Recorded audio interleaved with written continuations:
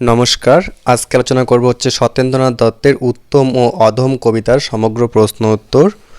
এই কবিতার সমগ্র প্রশ্ন উত্তরগুলি আজকে বলে দিব। তো তার আগে বলে রাখি, যারা চ্যানেলে নতুন বা চ্যানেলটিকে এখনও পর্যন্ত সাবস্ক্রাইব করনি কিন্তু ভিডিও দেখছো, তাদেরকে বলে রাখবো চ্যানেলটিকে অবশ্যই সাবস্ক্রাইব করে রাখবে এই ধরনের আরও ভিডিও পাওয়ার জন্য।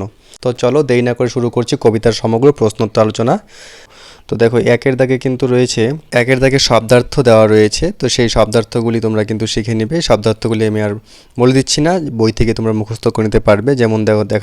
যেমন দেওয়াই আছে, উত্তম শব্দের অর্থ হচ্ছে শ্রেষ্ঠ, বিষম হচ্ছে খুব বেশি, আর শিওরে হচ্ছে শয্যার পাশে, আর ভৎসনা হচ্ছে তিরস্কার, বেচারা হচ্ছে নিরীহ লোক, অধম হচ্ছে খারাপ, আর্ত হচ্ছে অসুস্থ বা দুস্থ, দংশী হচ্ছে দংশন করি, আর শোভা পায় হচ্ছে ভালো দেখায় বা মানায়। পথিক কথার অর্থ হচ্ছে যে পথ চলে। এই হচ্ছে শব্দার্থগুলি ছিল। এর পরবর্তীতে দুইয়ের দাগে কিছু প্রশ্ন দেওয়া আছে, বড় প্রশ্ন। সেই প্রশ্নগুলি উত্তরগুলি তোমরা দেখে নাও। তো প্রথম যে প্রশ্নটি দেওয়া আছে, প্রথম প্রশ্ন লেখা আছে, মেয়েটি তারই সাথে হাই জাগে শিওরেই রাগী। কোন মেয়েটির কথা বলা হয়েছে?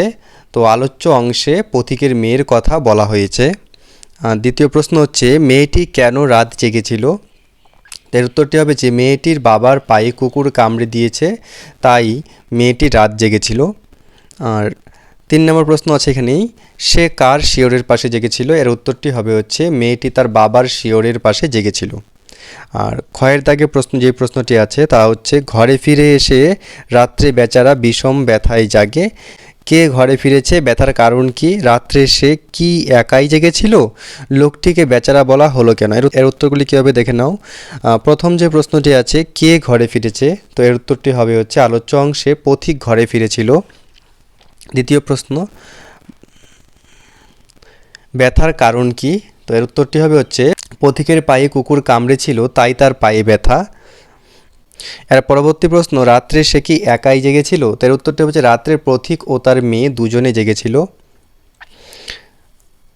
এর পরবর্তী প্রশ্ন আছে, লোকটিকে বেচারা বলা হলো কেন? এর উত্তরটি হবে হচ্ছে পথিকের পায়ে কুকুর কামড়েছিল, আর সেই ব্যথার ফলে সে সারা রাত ঘুমোতে পারেনি, তাই তাকে বেচারা বলা হয়েছে।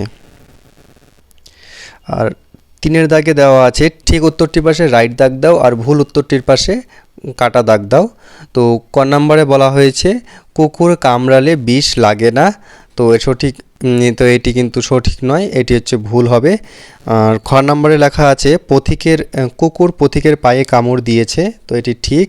আর গ নম্বরে আছে, মেয়েটি তার বাবাকে কুকুরকে কামড়াতে বলেছে, এটিও ঠিক।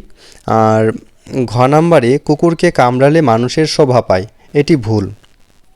আর 4 নম্বরে দেওয়া আছে হচ্ছে, নিচে দাগ দেওয়া শব্দগুলির অর্থ লেখো, অর্থ জানো। এই দাগ দেওয়া শব্দগুলির অর্থগুলি কী কী হবে দেখো। ক নম্বরে আছে, কামড় দিয়েছে পায়ে, এখানে পায়ে কথার অর্থ হচ্ছে পায়ে।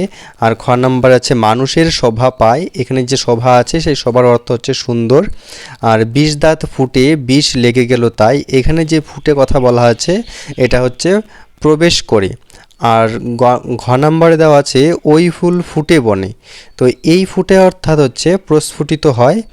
আর ঙ নম্বরে আছে, দাঁত আছে বলে কুকুরের পায়ে দংশী কেমন করে, এখানে বলে কথার অর্থ হচ্ছে জন্যে। আর চ নম্বরে যেটা দেওয়া আছে, শত্রুকে ছলে বলে পরাজিত করো, এই যে বলে, এই বলে কথার অর্থ হচ্ছে যে কোনোভাবে।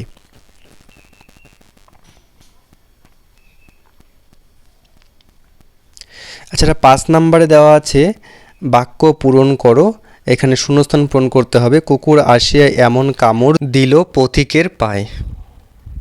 আর খ নম্বরে আছে, ঘরে ফিরে এসে রাত্রে বেচারা বিষম ব্যথায় জাগে। আর গ নম্বরে আছে, তুমি কেন বাবা ছেড়ে দিলে তারে, তোমার কি নেই দাঁত? আর ঘ নম্বর আছে, তা বলে কুকুরে কামড়ানো কিরে মানুষের শোভা পায়, তো এই হচ্ছে গিয়ে শূন্যস্থান পূরণ। আর 7 নম্বরে আছে, বিপরীত শব্দ শিখো, উত্তম অধম, বিষম অল্প, হাসালি কাদালি, জাগে ঘুমায়, কষ্ট আরাম। তো এই হচ্ছে গিয়ে সত্যেন্দ্রনাথ দত্তের লেখা উত্তম ও অধম কবিতার সমগ্র প্রশ্ন উত্তর আলোচনা।